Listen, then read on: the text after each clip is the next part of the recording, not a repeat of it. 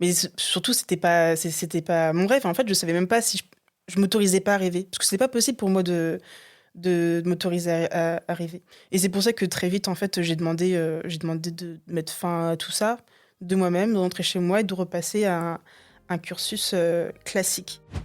Et il regarde celui qui m'a recruté, fait pourquoi tu l'as embauché? Pourquoi tu l'as pris? Ok, d'accord, intéressant comme choix. Bienvenue dans Odyssée, le podcast qui explore l'aventure entrepreneuriale dans toute sa diversité.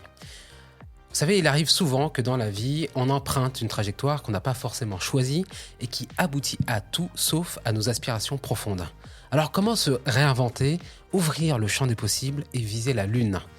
C'est ce dont nous allons parler avec Mégane Neveu, freelance en événementiel sportif, qui parti de rien s'est autorisée à rêver grand et nous raconte son aventure des étoiles plein les yeux.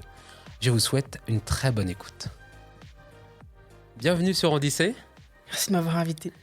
Écoute, je suis très très content de t'avoir là avec moi sur cet épisode parce qu'on se disait que ça faisait 5 ans qu'on ne s'était pas revus depuis Game of Brain. Après, tu m'as dit qu'on effectivement s'était revus pendant la préparation de... Ça, c'est moi qui sonne. Je pense que c'est toi. Ah, c'est chaud. En plus, voilà, j'étais en train de le mettre sur silencieux. Voilà, qu'on s'était revus brièvement pendant la préparation des JO de Paris. Et entre 2019 et aujourd'hui, tu as vécu plein de choses. Ouais. Et je trouve que c'était super intéressant que tu partages ça avec moi, avec les gens que ça va intéresser. Parce que moi, dans nos échanges, j'ai trouvé qu'il y avait vraiment en fait, quelque chose de fort dans ton parcours, tu vois, dans l'autodétermination, dans la volonté en fait, d'aller au-delà d'un contexte, on va dire, social, environnemental et tout, pour aller vivre tes rêves, tu vois. Et vraiment, si on peut parler de ça, c'est cool. On peut en parler et il y a beaucoup de choses à en dire. Parce que c'est vrai que moi, je viens pas du tout d'un milieu où on peut s'autoriser à voir aussi loin. Moi, mes parents, ils viennent des Dom-Tom. Donc, ma mère de La Réunion, mon père de la Guadeloupe. Ils sont venus en France super jeunes. Et là, on parle vraiment de la classe ouvrière parce qu'on parle un peu aussi quand même d'une époque où on faisait appel à la masse pour venir travailler.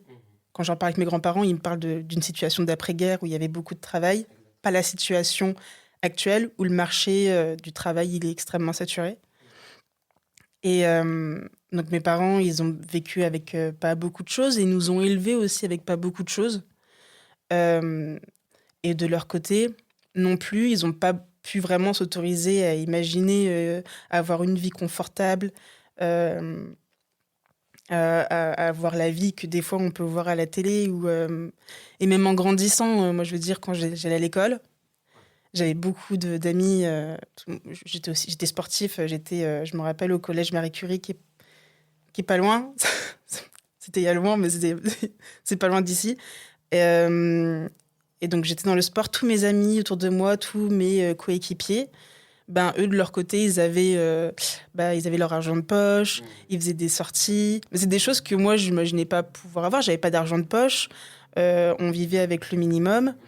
Et, euh, et pour mes parents, mis à part avoir un futur sportif, parce qu'eux-mêmes étaient sportifs, ben je pense pas qu'ils auraient imaginé que moi je puisse aller là où je suis allée. Ok, donc pour eux, c'était le sport ou rien du tout. Oui. Ok. T'as des frères et sœurs? J'ai une grande sœur et une petite sœur. Ok. C'était pareil pour vous trois? C'était pareil pour nous trois. Ma grande sœur aussi a eu un vrai parcours sportif. Ma petite sœur, c'est autre chose. C'est de la nouvelle génération, la génération Z. Elle n'est pas très sportive. Et je pense que du coup, il y a une petite fracture générationnelle où on ne voit pas les choses de la même manière. Mais pour ma grande sœur, oui, c'était le sport. Et puis ensuite, prendre des chemins différents pour voir là où ça nous mène. Et je pense que j'étais aussi, pareil que ma grande sœur, on prend un petit peu ce qui vient parce qu'on ne sait pas trop, parce qu'on n'est pas très bien renseigné à l'école. C'est dur de savoir ce qu'on veut faire à l'avenir. Voilà, tout simplement parce qu'on ne sait pas ce qui est fait pour nous. Mais euh, je donne un exemple comme un autre. Par exemple, un enfant où ses parents ils seront professeurs, et ben ils seront plus dans l'encouragement de faire des activités d'art, je sais pas, du théâtre. euh, et ce sera beaucoup plus encourageant et plus facile d'imaginer un avenir où on peut rêver entre parenthèses. Mhm. Ok. De ce que j'entends, ce que t'as pas forcément eu en fait. Ce que j'ai pas eu du tout. Sachant que mes parents, quand ils sont arrivés en France, ils parlaient le créole. Moi, ma mère, elle a arrêté l'école très tôt, en quatrième, en ayant redoublé 2 fois. Pour mon père, je crois qu'il a essayé d'avoir un diplôme d'électricien. Euh, euh, Impossible pour eux de voir plus que ça. Ok. Donc un plafond de verre social. Il y a des choses sur lesquelles en fait on peut pas vouloir plus, on ne voit pas plus. On se dit voilà, classe ouvrière, nos filles on les met dans le sport parce que c'est un vecteur d'ascension sociale. Et jusqu'où tu es allé en fait dans cette voie-là sportive? J'ai pas été très loin. Euh, si on doit retracer mon parcours, je pense qu'on est obligé de parler de ça aussi. Moi, je faisais du handball et j'avais ce qu'on appelle du potentiel. J'ai fait toutes mes sélections jusqu'à la sélection d'équipe de France cadette. J'ai fait mon entrée dans un pôle espoir, celui de Dijon. Et très vite, je me suis dit, est-ce que j'ai vraiment envie de faire ça? Ou parce que je le fais juste parce que on me dit que j'ai le potentiel et les compétences. Est-ce que vraiment c'est mon rêve? Oui, en effet, j'avais ce potentiel-là, mais quand je regardais les filles autour de moi qui, elles, rêvaient d'être en équipe de France et d'en faire leur métier, je me suis vite dit que j'étais pas du tout à ma place. Oui, parce que tu n'avais pas les mêmes ambitions qu'elle en fait. Non, du tout.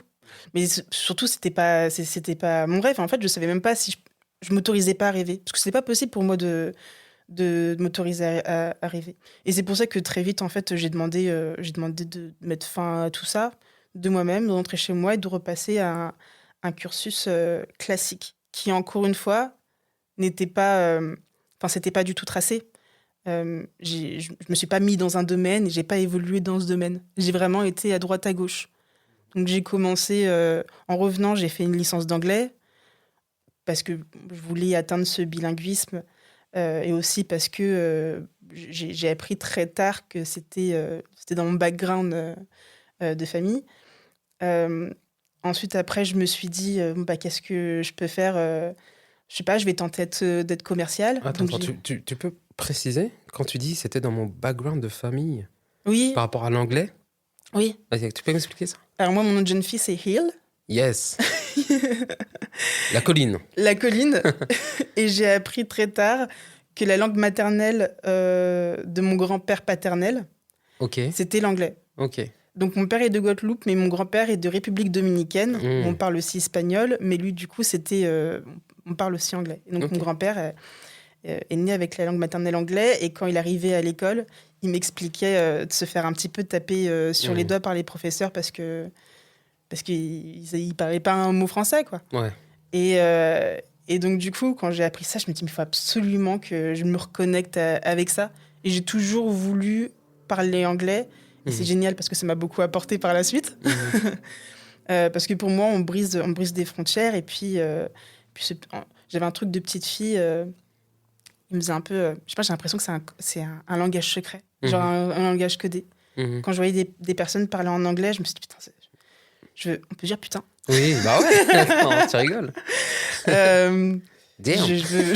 Damn. Je dis, je veux ça moi aussi et je veux Ouais. pouvoir parler à tout le monde et à une échelle internationale. Et donc voilà, j'ai voulu me reconnecter à ça. Je pense que j'y suis arrivée aujourd'hui parce que moi, je dirais pas que je suis bilingue, mais je parle anglais facilement, Mhm, librement mhm. et encore une fois, pour, dans mon parcours, ça a été super important parce que je pense que j'aurais pas pu faire ce que j'ai fait sans avoir parlé anglais. C'est clair. Donc en fait, là, tu en es à une étape de ta vie où tu as besoin d'ouvrir le champ des possibles. En gros, tu es reparti de zéro en disant, écoute, la voie du sport, voilà, pour moi, c'était une impasse, une voie sans issue, où je me projetais pas. Et je reviens sur les bancs d'école et je découvre, en fait, je papillonne, j'essaie de voir ce qui me plaît. Voilà, c'est ça? C'est exactement ça. Donc, je vais à droite à gauche. Donc, oui, donc la licence d'anglais, commercial. Ensuite, je me dis, bah, j'ai un côté très créatif. J'adore dessiner, j'adore la création, j'adore le marketing. Donc là, je me réoriente encore vers marketing, web marketing et communication, tout Mhm. ça en alternance. Et c'est très bien, mais à chaque fois, je me dis, je me sens un petit peu limitée. C'est pas, il y a un truc qui manque. Euh, et donc, du coup, je participe à plein de choses. Je pense que c'est important aussi qu'on parle du Game of Brain, Ouais. parce que ça a quand même été un élément déclencheur. Parce que déjà, le Game of Brain, c'est la première fois en fait, où je me suis autorisée à rêver plus loin, Mhm. à regarder, à voir plus loin. Parce que là, on parlait de jeunes étudiants porteurs de projets qui se lançaient un petit peu tout seuls, et en Mhm. même temps aussi avec accompagnés, et avec plein de jeunes autour qui aussi, du coup, plus tard, vont se dire, bah, moi aussi, j'aimerais bien tenter aussi de faire ces choses-là. Euh, Alors, juste pour recadrer, pour les gens qui ne connaissent pas le Game of Brain, c'est un événement annuel organisé par la Technopole de l'Aube, qui est un incubateur de start-up. Au sein de la Technopole, il y a le IEC, qui est un incubateur de projets étudiants. Et c'est cet incubateur qui organise tous les ans Game of Brain, c'est en fin d'année, mois de novembre. Et le concept, c'est simple, c'est, on va dire, quoi, à peu près 48 heures, 72 heures, 48 heures, où on a des porteurs d'idées, des étudiants entrepreneurs qui ont un projet, et où on va aller chercher dans les établissements d'enseignement supérieur des élèves, des participants, pour constituer des équipes qui sont pluridisciplinaires. Voilà, donc il y a des designers, il y a des commerciaux, il y a des chefs de projet, etc., pour constituer une équipe, en fait, et aider le porteur d'idées, l'étudiant entrepreneur, à concrétiser, en fait, son projet. Et à la fin, ben, il y a un pitch où l'ensemble des équipes présentent en fait le résultat de ce travail. Le jus de cerveau, c'est un truc de fou parce qu'en fait, ça va dans tous les sens. Ils dorment pas, ils sont nourris. Voilà, ils ont des espaces en fait pour bosser et puis ils bossent à fond sur le projet. Voilà. Et toi, tu as participé à l'édition 2019. exactement. Et moi, j'étais dans la partie, dans l'équipe d'organisation qui organisait en fait l'événement et qui coachait un petit peu les équipes. C'est là où on s'est réellement rencontrés et Tout à parlé. fait. Mhm. Et, euh, et je pense que c'est là aussi où ma vie a complètement changé. Je sais pas comment le dire autrement. Parce que, pour l'anecdote, euh, j'essaie de trouver une bonne façon de le tourner. Je sais qu'il y a un moment dans l'aventure Game of Brain, tu m'as mis en avant sur les réseaux sociaux en me disant Megan apporte sa patte Ouais. au niveau du marketing digital, etc. J'espère que mon mari ne m'en voudra pas de raconter cette anecdote. il, est très, il est très pudique. Mhm. Mais en tout cas, le moment où tu as fait ce post-là, euh, c'est de cette façon en fait où il m'a retrouvée, et c'était d'ailleurs sa première phrase d'accroche du alors tu étais dans le marketing digital. Ok, alors, parce que tu dis retrouver, parce que en fait, t'étais son crush de. Il est mon crush. C'est lui, c'était lui ton crush? C'était lui mon crush. Ok. Quand j'étais en section sportive au collège, lui il était dans au centre de formation de l'ESTAC, il était gardien, Ok. et on se croisait au self parce qu'on partageait la même cantine, Mhm. et donc on se croisait souvent, et donc pendant plusieurs années moi, en tout cas, je, je le regardais beaucoup, je le croisais beaucoup. Et fin 2011, il m'ajoute enfin sur Facebook. Mais on est jeune et très Ouais. timide, donc il se passe rien, quoi. Mais j'avais encore un souvenir très fort de lui, Mhm. de savoir qui il était. Et donc il me retrouve comme ça. Et donc on échange. Et très vite, on se met ensemble. Et, euh, et c'est là où ma vie professionnelle prend un nouvel élan. À ce moment-là, j'avais encore fait des alternances, j'avais été à la Française des Jeux, et à ce moment-là, je terminais mon bachelor communication et web marketing en alternance chez le Champagne Chassenay d'Ars, où j'étais assistante marketing communication. Euh, on est dans la période Covid, confinement, déconfinement. Ok. La vie, elle n'a pas trop vraiment repris. On porte tous des masques. Euh, et, euh, et Pour, moi, pour situer, c'est 2021 du coup? c'était 2021, ouais. Ok. Mi-2021, j'ai même début 2021. Ok. Euh, donc du coup, là, on arrive aux épreuves pour avoir notre diplôme de bachelor. Mon mari me le dit pas. La personne qui est devenue mon mari, du coup, me le dit pas. Et Mais à l'époque, c'est pas encore ton mari. à l'époque, à ce moment-là, c'est pas encore mon mari. Mais il avait commencé à postuler à la Coupe du Monde 2022 au Qatar. Hmm. Je pense qu'il me le dit pas trop parce que lui-même, il y Il croyait croit pas pas. forcément, quoi. Ouais. Donc il le fait de son côté. Et on arrive à un moment, il me dit, bah, faut que je te dise quelque chose.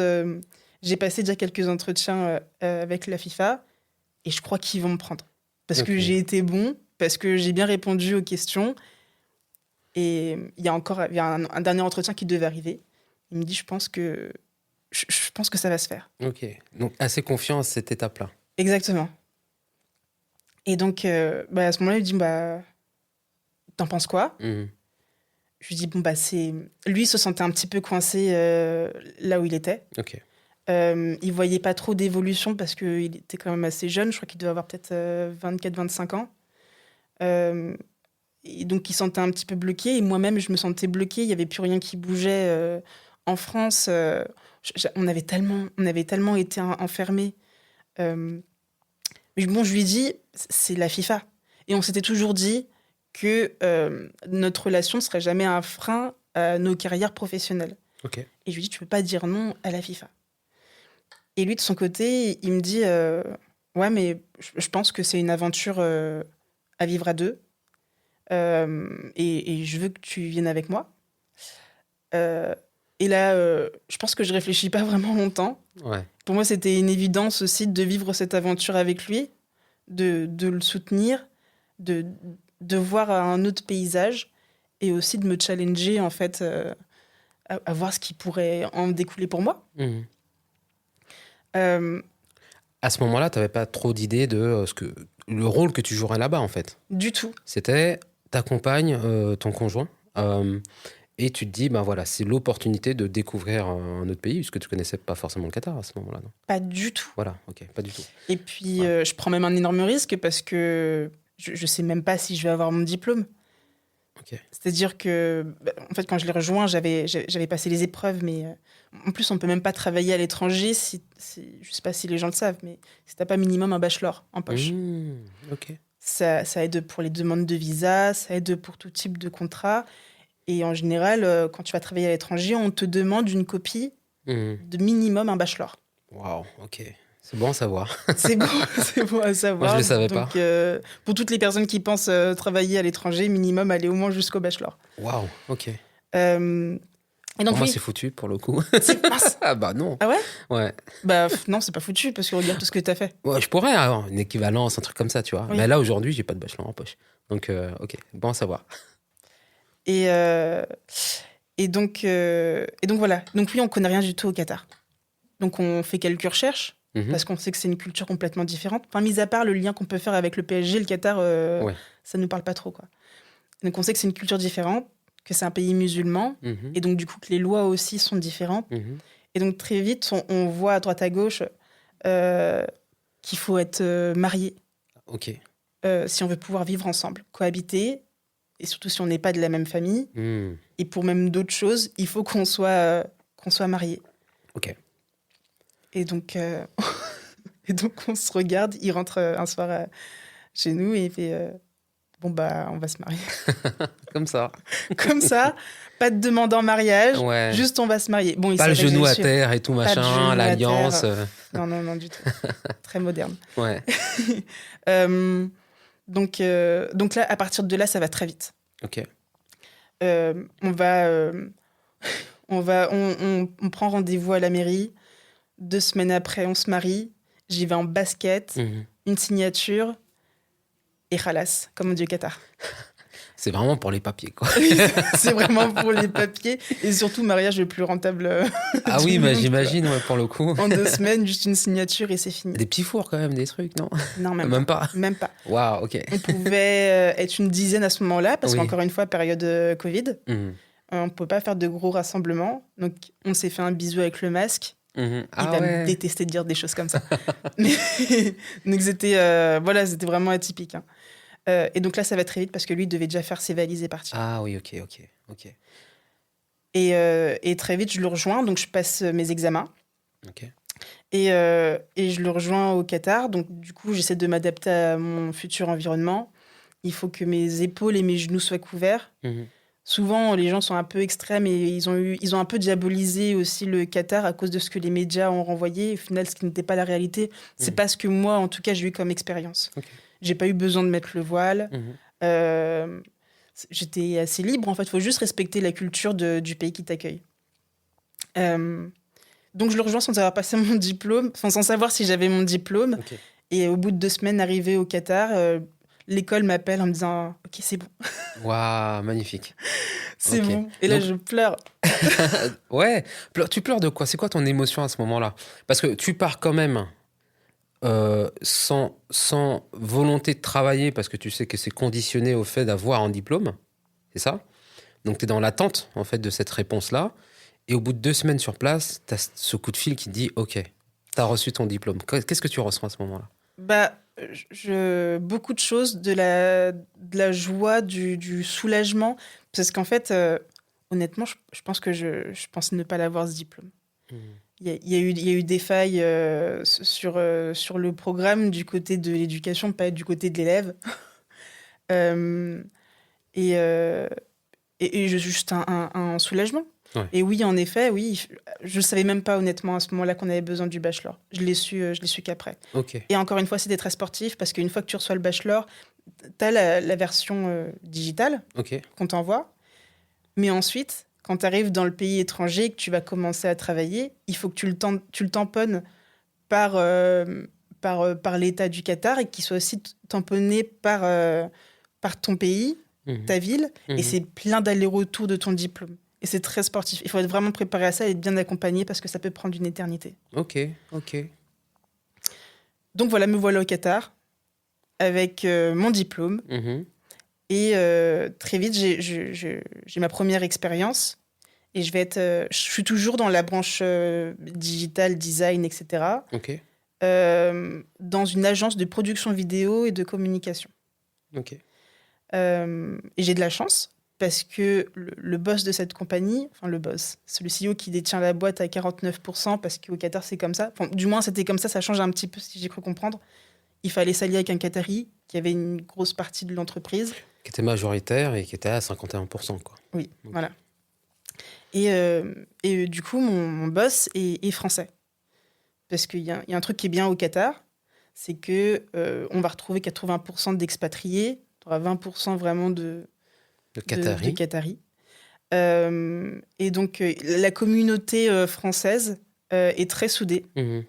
Et c'était vraiment par un pur hasard, parce que du coup, j'ai même pas postulé à une offre ou quoi que ce soit. On s'était rapproché d'un expert comptable français au Qatar.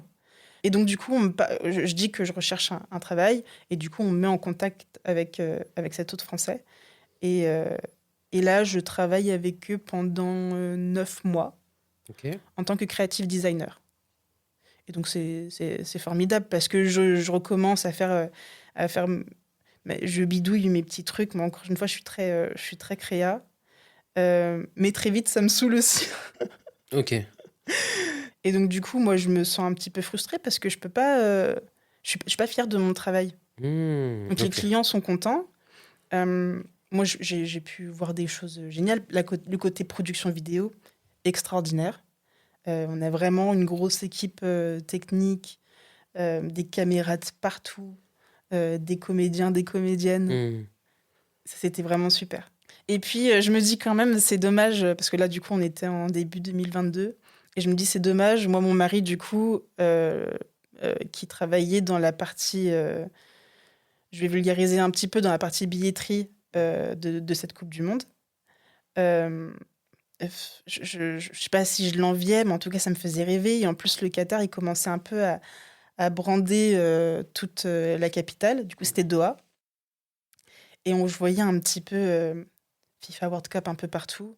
Et je me dis, ce serait vraiment dommage d'avoir accompagné mon mari, d'être là, en fait, et de rester spectatrice. Ok. Tu voulais prendre part d'une manière ou d'une autre Oui, à cet engouement, à cet événement mondial. oui. Et je savais pas comment ça allait se faire. Mhm. Je croisais les doigts et je postulais à gauche, à droite. Et j'accompagnais souvent mon mari à ses after-work. C'était l'équivalent d'un after-work. Donc, j'allais un petit peu dans mon coin et je rencontrais les personnes qui étaient présentes. Parce que je suis très sociable, j'adore rencontrer les gens. Puis en plus, je parle anglais. Donc, parmi toutes ces personnes-là, il y a une personne avec qui j'avais bien parlé. Mhm. C'était un Britannique, je me rappellerai toujours de lui, il s'appelle Darren. Il m'a dit, mais Megan, ça t'intéresserait de... Je te le fais en français. Ça t'intéresserait de participer Je suis complètement. Mais j'ai pas l'impression que c'est possible. Je fais de la créa. Les personnes qui vont travailler même dans la créa, dans le marketing de cette Coupe du Monde, je veux dire, c'est des génies. Moi, je viens juste d'avoir mon petit diplôme, c'est pas possible. Il me dit, écoute, Megan, moi, je sais qu'il y a un département qui va s'ouvrir bientôt dans le comité d'organisation, donc pas côté FIFA, mais côté pays d'accueil. Tu parles très bien. C'est agréable de discuter avec toi. T'as pas l'air d'être une neuneu. Donc, si tu veux, je peux donner ton CV. Ok. Mais à partir de là, ouais. T'es toute seule. Donc, j'envoie mon CV et très vite, j'ai un entretien pour le programme AYA. Donc, le programme AYA, c'est le nom qu'ils avaient donné à la Fan ID. Et je sais que Fan ID, c'est pas un terme que les gens ils connaissent pas trop parce que c'est pas pour tous les événements. Mais en gros, c'est un peu ta carte d'identité de visiteur, de supporter. Ok. Donc, ça va te faire office de visa. Donc, tu pourras venir dans le pays et repartir sans souci. Donc, ça englobe aussi toute une expérience client parce que tu as des discounts, tu as accès au transport, etc. Ok, super programme. Super programme. Et donc, moi, j'accompagnais... j'étais sur le côté B2B. Et cet entretien était super intéressant parce qu'il a dû durer moins de 10 minutes. Et au bout de ces 10 minutes... je me suis dit, c'est foutu, j'ai eu une opportunité. Mais pourquoi tu dis ça? Qu'est-ce qui se passe? C'est-à-dire que tu as ton entretien, donc c'est un entretien en présentiel? Non, à distance. À distance? Ouais. Visio? En visio. Ok, d'accord. Donc ça crée déjà, il y a déjà de la distance en fait. Déjà une distance, ouais. Et qu'est-ce qui fait que au bout de cet entretien-là, tu dis, ouais, chelou, je le sens pas? En fait, la personne que j'ai en face de moi, ça va être mon futur manager. Et pendant les 10 minutes, il m'a posé 2-3 questions, mais il m'écoute pas. Et il me regarde même pas. Il est sur son téléphone.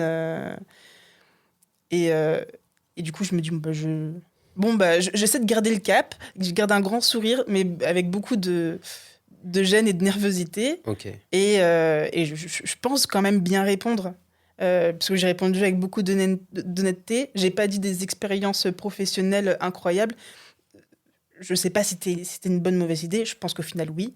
Mais j'ai même parlé de quand j'étais serveuse. Quand j'avais 18 ans. Je sais pas comment j'ai pu placer cette anecdote-là. Mais bon, au bout de 10 minutes, voilà, je ressens rien, quoi. Ouais. Et donc, je me dis, c'est mort. Ouais. C'est foutu. J'ai eu une opportunité pour travailler pour la Coupe du Monde et je l'ai foirée. Et au final, pas du tout, parce qu'une semaine après, je reçois une offre. J'ai même pas eu un deuxième entretien. Ouais. Normalement, c'est en plusieurs étapes. Non, c'est une dinguerie, tu vois. Il y a quand même un ascenseur émotionnel qui est ouf. Complètement. Tu fais l'entretien, enfin, il y a ton pote Darren qui te donne cette opportunité, qui dit, écoute, voilà, je te promets rien, je passe le CV. T'as un entretien. Donc, je pense que t'as aussi l'appréhension de comment ça va se passer et tout ça. Au bout de 10 minutes, tu dis, ouais, c'est foiré. Donc, peut-être pendant une semaine, jusqu'à ce que tu aies la réponse, tu dois te ronger les ongles, tu vas te dire, mais qu'est-ce qui se passe? Ou est-ce que tu as lâché l'affaire en disant, de toute façon, c'est mort? Non, j'ai lâché. Ah ouais, t'en attendais plus rien. Je me suis dit, c'est mort. Je me suis dit, il y a des milliers. Quand je regardais sur LinkedIn, je voyais qu'il y avait des milliers de personnes qui avaient postulé à l'offre. Ouais. Et donc, je me suis dit, c'est mort, ils vont pas embaucher 1000 personnes. Je pense qu'ils ont dû voir plein de personnes. Et peut-être ils me prennent en entretien par courtoisie, parce que ça se fait aussi. Une personne du réseau professionnel dit, bah, j'ai un CV pour toi. Bah, Ouais, je le prends, mais voilà, en 10 minutes, je regarde mes mails, je bosse et voilà c'est quoi. ça. Vas-y, parle. Et, Je partais un petit peu sur ça. Ok. Et là, au bout d'une semaine, tu as cette offre qui J'ai tombe. une offre, sans deuxième entretien. Ok. Et il fallait quand même que je le pose la question à mon manager, en fait. Je dis honnêtement, parce qu'il m'a fait beaucoup de... Cet ascenseur émotionnel, je l'ai eu beaucoup avec lui. Hein. Ok. Mais je l'adore, c'est une personne super importante pour moi et on parle encore régulièrement. Je lui ai demandé pourquoi.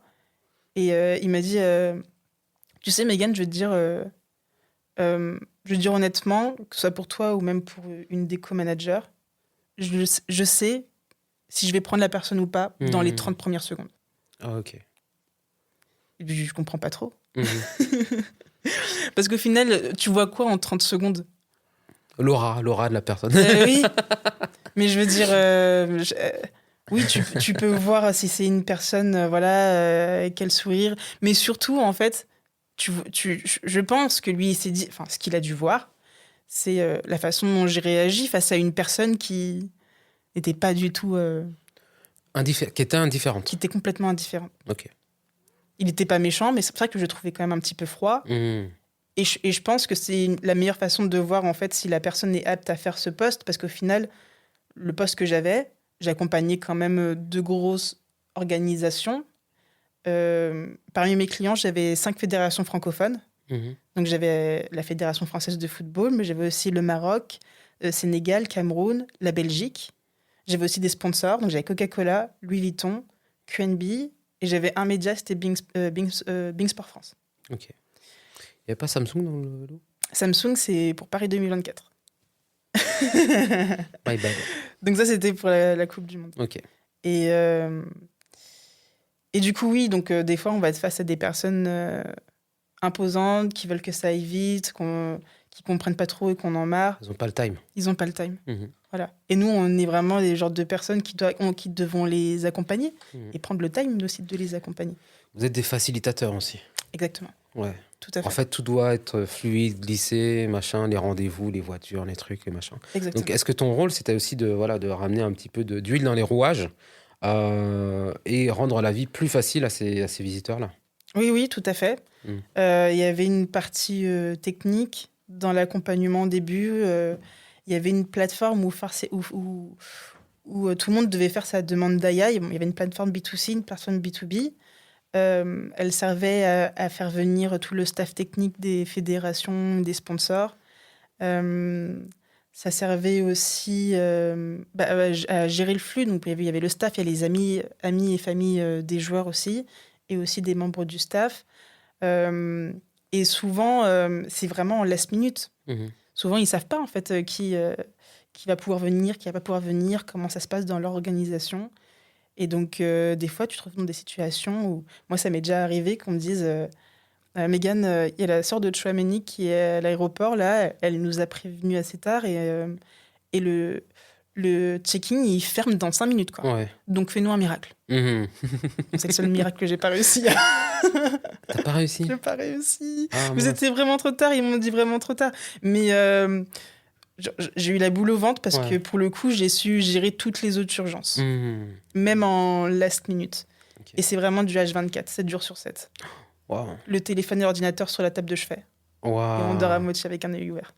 À la dinguerie. Combien de temps ça a duré cette expérience? Ça a duré tout le temps de l'événement sportif? Il y a une grosse partie préparation. Donc mon mari, lui, son contrat, c'est un contrat d'1 an et demi. Ok. Et moi, j'ai rejoint l'événement 6 mois avant le kick-off. Ok. Donc là, c'était toute la partie préparation. En théorie, quand on arrive au moment de l'événement, quand le premier match, quand le match d'ouverture arrive, les clients, ils sont assez préparés pour se débrouiller tout seuls et ensuite juste te contacter en cas d'urgence. D'accord. Ce qui était mon cas. Et surtout, au fur et à mesure des compétitions et que les autres fédérations perdaient, ils repartaient dans leur pays. Enfin, ceux qui ne passaient pas les phases de groupe. Par chance, pas par chance, on l'a mérité, mais l'équipe de France a été beaucoup plus loin dans la compétition jusqu'à la finale. Et donc, j'ai pu les accompagner jusqu'à la finale. Et je pense que j'ai bien fait mon travail parce qu'ils ont su me récompenser en m'invitant avec eux à plusieurs reprises. Donc, j'ai pu assister au match. Et j'ai créé un vrai lien avec eux. Je pense que c'est ce que j'adorais le plus, en fait, pendant cette Coupe du Monde. C'est le lien que tu crées et les personnes que tu rencontres. Et j'en ai fait des rencontres. Mais il y a eu d'autres choses aussi en préparation de l'événement. Il n'y a pas que la relation avec ses clients. Tu as aussi... moi, j'ai dû former beaucoup de personnes qui sont arrivées dans l'équipe parce qu'au début, on était 4, mais à la fin, on était une trentaine. Ouais, ok. On devait changer de bureau. D'ailleurs, c'était marrant parce qu'on était dans le même établissement que mon mari. Donc, même s'il était FIFA et moi, comité d'organisation, on pouvait manger ensemble dans le self le midi et le soir. Et c'était vachement cool. Ça t'a rappelé des souvenirs, du coup. C'est marrant de le voir comme ça. Je l'avais jamais vu comme ça. Mais il y avait beaucoup de choses à préparer aussi en interne. Et je pense que c'est le moment que je place quand même cette anecdote incroyable. Où, encore une fois, je fais encore de la créa malgré tout. Et à un moment, mon manager, il me dit, il vient voir l'équipe et il dit, j'aurais besoin que quelqu'un fasse une présentation à destination de la FIFA où on explique un petit peu les opérations d'ICC. C'était là où on était. Donc, on avait le Ticketing Resolution Center et de l'autre côté de l'établissement, le IR Resolution Center. Ok. Qui était l'endroit où les gens venaient quand ils avaient un souci technique, où ils n'arrivaient pas à faire acheter des billets ou autre chose. Ok. Je vois qu'il n'y a personne qui... Le centre névralgique, quand même, de résolution de problèmes. Oui.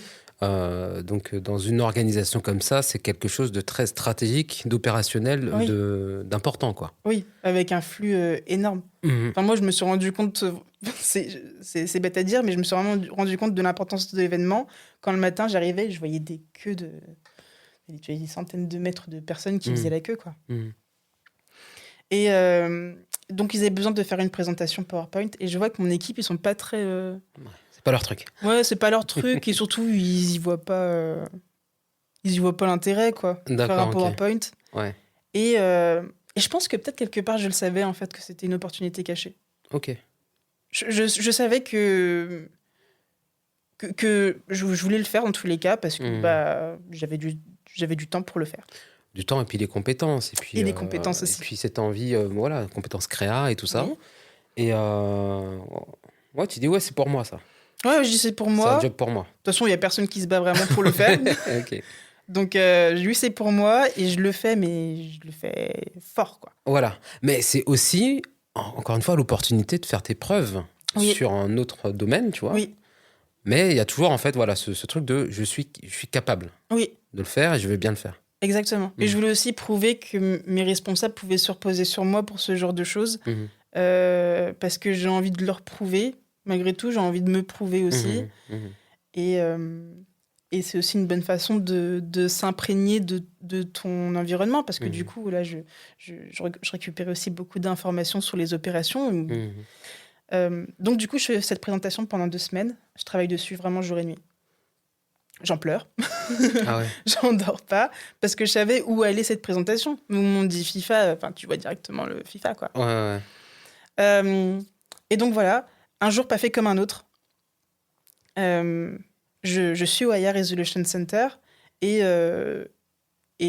j'entends que le président de la FIFA, Gianni Infantino, fait le tour des sites officiels de la Coupe du Monde et qu'il n'est pas vraiment content de ce qu'il voit. Wow. Et donc, du coup, il arrive très vite là où on est.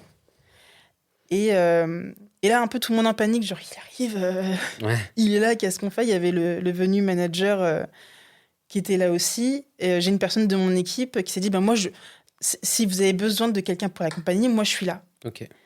Et donc, je vois que cette personne de mon équipe, il a vraiment envie et qu'il y avait des étoiles plein les yeux de voir Gianni Infantino de près. Je lui dis, ok, si tu dois l'accompagner, il faut vraiment que tu connaisses ces informations-là, c'est super important, que tu expliques les bonnes opérations, les heures d'ouverture, etc., etc. Donc, j'ouvre mon ordinateur et je lui montre le PowerPoint, je lui dis, mémorise. Mais à ce moment-là, tu as le venue manager qui arrive, il fait attends. Megan, tu sais tout ça? Mhm. Je suis ouais, je travaille dessus depuis 2 semaines. Mhm. Et comme par hasard, mes managers n'étaient pas là parce qu'ils étaient à une réunion de gestion du stress. Ok. Ça m'a vraiment marqué ça, parce que je trouve ça vraiment lambda. Ils ont une petite réunion enfin voilà, ils apprennent à gérer le stress en tant que responsable. Et je trouve ça ouf que pour la venue de ce grand monsieur, en fait, qu'il soit pas là. Et donc du coup, je me retrouve pendant une demi-heure à faire une présentation à Gianni Infantino. Vraiment pipi culotte. Attends. Parce que là, du coup, ton venue manager, il te dit, ah, t'as bossé dessus pendant 2 semaines, tu connais le sujet sur le bout des doigts, Mhm. donc c'est toi, en fait, qui va faire la présentation. Exactement. Ok. Et l'autre gars, il était pas dégoûté? Complètement. Ah ouais. Complètement. Mais il était quand même en mode satellite, en fait. Il restait quand même autour et quand même assez proche. Ok. Mais en tout cas, c'était ton opportunité. C'est devenu mon opportunité. Ok. Je sais pas si on peut dire ma chance, mais en tout cas, c'était pas du tout quelque chose qui était prévisible. Je l'avais pas du tout prévu. Et je pense que ça reste un moment fort. Mhm. Il faut savoir en plus de ça que normalement, dans notre contrat, on n'avait pas le droit de prendre en photo avec des personnalités ou ces personnes importantes. Mais il y a une personne de mon équipe qui a pas voulu... qui a transgressé les règles et qui a Ok. pris une petite photo en cachette. Ouais. Et du coup, j'ai vraiment ce souvenir Mhm. où je suis en face de Gianni Infantino et c'est fou de partir juste d'un petit PowerPoint à faire une présentation devant Gianni Infantino. Non, mais c'est dingue. Et c'est là, encore une fois, le pouvoir du destin, tu vois, quelque part. Mais il faut aussi forcer le destin, tu vois. Exactement. Parce que si tu t'étais pas, comment dire, si t'avais pas levé la main pour faire, en fait, cette mission-là, qui n'intéressait personne, au final, tu vois, bah, t'aurais pas eu ce moment-là privilégié, tu vois. Ouais. Donc, il y a aussi aller chercher l'opportunité, tu vois. C'est génial. En fait, je pars vraiment du principe maintenant qu'il y a tout le temps des opportunités cachées. Ouais, il y en a partout. Mais Partout et tout le temps. Mais ne pas faire les choses parce que t'attends qu'il y ait quelque chose qui arrive derrière. Exactement. Les faire parce que tu sens que tu dois le faire. Mhm. Et dans le meilleur des cas, il y aura quelque chose de génial qui va arriver. Ouais, bien sûr. Moi, je l'ai fait aussi pour moi, Mhm. enfin ce PowerPoint. Puis Mhm. j'avais envie qu'on me reconnaisse et j'avais Mhm. envie de... Je sais pas, j'avais envie de mériter quelque chose. Et pour moi, quand on me donnait ce genre de mission, c'est moi qui le fais, quoi. Enfin, je sais pas, un petit mérite, quoi. Ouais. Tu vois? Non, mais est-ce que tu as besoin aussi, tu vois, qu'on te manifeste de la reconnaissance ou qu'on reconnaisse Ouais. tes talents Ouais. et tes compétences? Énorme besoin de validation des autres. Ouais. Ouais. Et ça, je l'ai toujours eu. Mhm. Parce que, encore une fois, si on parle de mon background, je viens pas d'un milieu, en fait, où... Où tes compétences sont valorisées. Oui. Ah, Mégane, c'est génial ce que tu as fait, truc de ouf, machin, tout ça. Donc, t'as pas eu ça. J'ai pas vraiment eu ça, non. Ok. Donc, forcément, dans le monde professionnel, et j'ai envie de te dire tout le monde. Tout le monde, à un moment donné, quand tu fais du bon travail, quand tu donnes plus que ce qu'on attend, voilà, il y a beaucoup de gens qui vont faire du 120, 200%, tu vois, alors que d'autres, pédale douce, 60%, ça va, tu vois. Donc, quand tu donnes beaucoup, forcément, tu attends aussi un retour de la part de tes supérieurs, de ton équipe, voilà, quoi. Qu'on te tape dans la main, qu'on dise vraiment Exactement. bon travail. Non, mais c'est complètement ça. Et puis là, franchement, pendant cette expérience, j'ai eu tout. Mm. J'ai eu tout. Ça a été tellement dur. J'ai eu tellement très peu d'heures de sommeil, Mm. mais j'avais une équipe formidable. Je me suis fait des amis pour la vie. J'ai eu de super responsables qui ont su en fait me récompenser, mais rien que par de la reconnaissance. Mm. Un vrai accompagnement aussi humain. Ça m'a apporté trop de choses. Rien que les émotions en fait de cet événement, qui était de base très controversé, où on en disait aussi beaucoup de mal. Oui. Et encore une fois, c'était pas la réalité. Et je pense que les personnes maintenant vont se rappeler de cette Coupe du Monde-là spécialement pour ces controverses et l'inverse. Exact. Parce qu'au final, c'était vraiment la Coupe du Monde qui a réuni toute culture. Je veux dire, je me rappelle encore de ces vidéos de supporters qui qui se rencontrent et qui se prennent dans les bras. Enfin, moi, j'ai trouvé ça magique. Bah oui, le sport a cette capacité de rassembler les gens au-delà de leur appartenance sociale, religieuse, etc., etc. Donc Ouais. c'est vrai que ça a dû créer une belle émulation, ça devait être très beau à vivre. Ouais. Et qu'est-ce qui s'est passé après? C'est quoi c'est quoi l'étape suivante après justement ce bel événement qui se conclut avec beaucoup de beaux souvenirs pour toi? Est-ce que tu rentres en France? Qu'est-ce qui se passe après? C'est radical. On devait rentrer très vite et c'était radical. Et je pense que je me suis pris une claque rien que climatique déjà parce qu'il faisait 27 degrés en décembre là-bas et en arrivant en France, il fait 0 degré. Dans un premier temps, on fait une petite pause. Enfin, moi, je fais une petite pause. Il s'avère que mon mari, lui, aura déjà une opportunité. Ok, tu parles de pause professionnelle. Oui. Voilà, tu te remets pas à bosser tout de suite. Oui, en fait, je pars pas du principe que je vais directement enchaîner sur quelque chose. Ok. Mon mari, lui, très vite, il avait déjà une opportunité avant même la fin de la Coupe du Monde. Il savait qu'il allait rejoindre un club de foot de Ligue 1. Et moi, je me suis dit, c'est bien aussi un petit temps de pause parce que ça demande énormément d'énergie. Encore une fois, c'est du 24 heures sur 24, 7 jours sur 7. On s'arrête jamais, donc juste pouvoir me reposer. Recharger les batteries. Ouais. Sauf qu'en fait, je pense qu'au bout de 2 semaines, je me dis c'est bon. Ok, batterie full. C'est bon, batterie full. Et surtout, on m'a prévenu de ce post-workup depression syndrome. Ok. Mais les clients que j'accompagnais m'ont prévenu. Mes collaborateurs m'ont prévenu. Tout le monde me disait, en général, les gens, ils tombent malades. Genre, ils ont des symptômes grippaux et tout et tout. Et je comprenais pas trop. Et très vite, en fait, je me suis rendu compte que tous les jours, pendant cette Coupe du Monde, ton téléphone, il sonne, t'as des notifications de mails, de Teams, t'as des appels. Tu dois être tout le temps partout. On a tout le temps besoin de toi. T'es sursollicité. T'es sursollicité. Et tu passes d'une sursollicitation à plus rien du tout, c'est ça? Exactement. Plus l'adrénaline. Ouais. Parce que j'étais shootée H24 à l'adrénaline. Parce qu'il se passait des trucs incroyables tous les jours. Ouais. Et au final, quand tout s'arrête, je le dis souvent, t'as pas l'impression de tomber de 6 étages, t'as l'impression de t'enfoncer, quoi. T'as l'impression d'être sous terre. D'être sous terre. Ok. Et c'est dur. Du jour au lendemain, ton téléphone ne sonne plus, t'as plus de notifications, plus personne n'a besoin de toi. Et un peu cette sensation de... tu représentes plus rien, quoi. Tu sers à rien. Je sers à rien. Ok. C'était génial. De limite comme un lointain souvenir ou un coup de bol. Et au final, il se passe quoi? Du coup, je sais que très vite arrivent les Jeux Olympiques de Paris. Tout le monde veut participer à cet événement. Et je sais que là, ce sera super compliqué. Ok.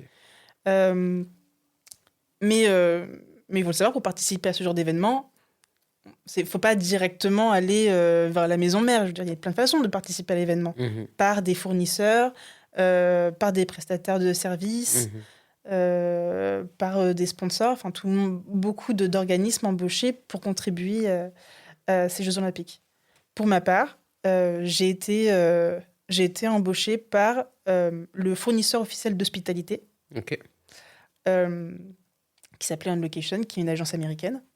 Et donc, j'ai intégré le département transport et logistique de l'hospitalité de Paris 2024. En fait, je me suis dit, c'est bon, j'ai fait la Coupe du Monde de foot, maintenant, ça va être... c'est bon, je suis arrivée, quoi. Ouais. Mais pas du tout. Mais c'était quand même dans mon vision board, les Jeux Olympiques. Donc, tout se passe... Attends, t'as dit un truc super intéressant. T'as parlé de vision board. Ouais. C'est tableau de visualisation. Voilà, donc c'est un exercice qui se fait beaucoup dans le développement personnel, en entrepreneuriat. C'est-à-dire qu'on a vraiment, en fait, physiquement ou même en digital, une page blanche sur laquelle on va poser les choses qu'on souhaite accomplir. Et ça peut être tout, hein. Une maison, une voiture, enfin quelque chose qu'on veut soit faire, soit obtenir, soit quelque chose. Et ça permet d'une part de visualiser, de voir, et ensuite de manière inconsciente, on fera des choses, on va prendre des chemins qui nous permettront, en fait, d'accéder à ça. Est-ce que c'est bien résumé? Est-ce que c'est ça, en fait, dans ton utilisation de la vision board? Oui, oui, tout à fait. Ok. Et toi, tu as une vision board où tu t'es dit Ouais. Qatar et JO? Je me suis dit, une fois le Qatar, c'était impensable. Ok. Mais une fois le Qatar, ouais. What's next? c'est ça, c'est ça. En pensant que c'était du tout cuit. Alors, pas du tout, parce que, on t'a connu et reconnu au Qatar, mais une fois que tu reviens en France, T'es plus personne. t'es plus personne, quoi. Tu repars à zéro. Je me rappelle, c'était super drôle. La première fois que j'ai eu ma réunion avec mon équipe, ils viennent du monde entier, Ouais. de Grèce, de Brésil, d'Italie. Et là, on a notre vice-président qui, lui, a un passé incroyable de Jeux Olympiques d'hiver et d'été. Je crois qu'il en a fait 15. Wow. Et donc, du coup, je me présente.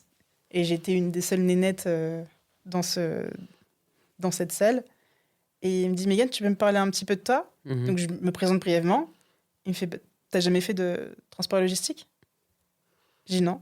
Et il regarde celui qui m'a recruté, il fait, pourquoi tu l'as embauché? Non. Pourquoi tu l'as pris? Ok, d'accord, intéressant comme choix. On était vraiment parti sur ça pour le début des Jeux Olympiques. Ah, dur. C'était très très dur. Devant tout le monde en plus. Devant tout le monde. Mais vraiment, c'était vraiment un mot pour mot. Ok, intéressant comme choix. Pression incroyable. Ouais. Mais je crois qu'à ce niveau-là, en fait, après avoir fait une Coupe du Monde, avec tout le stress qui est avec, je crois que j'étais prêt en fait au challenge et juste à me lancer des défis. Ouais, ok. Donc, tu as vu ça vraiment comme un challenge, disant bouge pas, mon gars, t'inquiète pas, je vais gérer. Genre, attends un peu. Ouais. Attends, j'arrive. Ouais. T'inquiète pas, ça va bien se passer. Ok. Très lourd, parce que finalement, en fait, est-ce que tu considères que ces expériences-là, donc Qatar, JO, est-ce que ça t'a aidé à développer ta confiance en toi? Ça a complètement mis fin à mes croyances limitantes. Et si tu avais la possibilité de parler à la Mégane que moi j'ai connue en 2019, qui était pas sûre de ce qu'elle voulait faire, tu vois, qui ne savait pas en fait où l'emmènerait son prochain pas, qu'est-ce que tu lui dirais? Je dirais, arrête de t'inquiéter parce que dans 10 ans, tu seras toujours pas tu seras toujours pas sûr de ce que tu es en train de faire. Mais n'aie pas peur, ne t'interdis pas de rêver. Il y a un truc que je disais beaucoup, c'est très cringe, mais vise la lune parce qu'au pire, tu toucheras une étoile. Ouais. Et fonce. Et ça va être dur, c'est sûr. Tu sais pas ce qui va arriver, mais juste fais, quoi. Parce que derrière tout ce que tu entreprends, c'est important de le dire et de le répéter. Il y a une opportunité cachée et ça va aller. Et tu sauras jamais à l'avance ce qui va arriver. Mais rien n'est écrit dans le marbre. Laisse les choses faire et aie confiance en toi. C'est encore un truc, je dois encore travailler sur ça aujourd'hui. Ok. Mais juste, ça va aller. Entoure-toi de personnes bienveillantes. Ça, c'est important aussi. Ouais. C'est super important.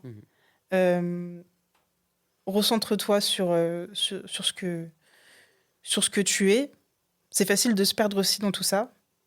Moi, à la fin des Jeux Olympiques, j'ai l'impression de me perdre un petit peu. Encore une fois, de l'angoisse et de la peur et après, il se passe quoi? Ouais. Okay. Parce que ça fait peur. Il n'y a plus la sécurité. Donc, ok, c'est génial et c'est très bien rémunéré et c'est très attractif. Mais ça fait peur. Je dois, donc du coup, j'aurais voulu me le dire ça avant. Et c'est quelque chose que je dois encore me répéter aujourd'hui et que je devrais encore me répéter demain. Bien sûr. Et ça fait partie, si tu veux, de l'aventure entrepreneuriale. Tu vois, il n'y a pas de certitude. Donc, tu essayes au maximum de verrouiller des choses, de valider, d'anticiper, tu vois. Surtout là qu'on est quand même dans un contexte socio-économique pas évident non plus, tu vois. Donc, cette incertitude, cette peur du lendemain, en fait, tu dois apprendre à la gérer. Et ça, c'est le propre de tous les entrepreneurs. Mais c'est une bonne chose et voilà. Ça fait partie aussi du mindset, tu vois. Et puis, chaque jour suffit sa peine, quoi, tu vois. Tu as fait ça, tu vas au bout de ta mission. T'appréhendes pas trop ce qui va se passer, mais ça n'empêche pas de stratégiquement anticiper, de voir les pistes et, comme tu dis aussi, de cerner les opportunités, de les voir, de les identifier, tu vois. Ok, bah écoute Mégane, je suis très content de cet échange. Vraiment, c'est très, très enrichissant de voir ce parcours. Je trouve que c'est très inspirant aussi. Euh, Parce que on est nombreux, si tu veux, à avoir ce plafond de verre, à avoir ces croyances limitantes là. On les a tous eu à un moment donné, tu vois. Et de trouver, si tu veux, à travers ton témoignage, de voir que oser, croire en soi, pas trop, suffisamment pour pouvoir aussi se tester, savoir ce qu'on est capable de faire, ben, tu vois, ça peut ouvrir aussi à d'autres choses, des choses que je pense que tu n'avais même pas du tout envisagées, tu vois. Peu Euh, importe d'où l'on vient, Exactement. peu importe avec quels outils on commence Mhm, dans la vie active. mhm. Et, euh, et oui, tout à fait. Moi, ce que je voulais dire aussi avant de clôturer tout ça, c'est Ouais. merci Eden. Parce qu'au final, on l'a mentionné, on est passé à autre chose, mais tu as quand même été un élément quand même assez déclencheur. Un élément, mais tu vois, moi je crois beaucoup, tu vois, moi j'ai pas choisi le mot Odyssée pour rien parce que voilà, c'est l'Odyssée d'Ulysse, c'est Homère, c'est les grands héros en fait mythologiques. Et dans la mythologie, en fait, il y a un destin, tu vois. Il y a des tisseuses du destin, tu vois. Et que une rencontre peut. Alors, je ne dis pas que ça a changé ta trajectoire. Peut-être que ça a contribué, tu vois. Et le petit rôle que j'ai joué, ben voilà, je suis très content, tu vois. Je suis très content que ce truc sur Instagram, ben, ça t'a permis aussi voilà, de retrouver la personne qui sera ton mari plus tard, tu vois. Je trouve que c'est magique. C'est magique. Ouais. Et c'est cool. Moi, je suis hyper content, tu vois. Je suis hyper content. Mais de penser à ça, ça m'émeut. Et c'est pour ça aussi que ça avait énormément de sens pour moi qu'on se retrouve en plus Ouais. aujourd'hui et qu'on fasse un petit peu ce débrief, qu'on prenne du recul sur tout ça parce que c'est incroyable. Il n'y a rien qui était écrit dans les étoiles, mais t'as quand même eu. Voilà quoi. Bah écoute, merci.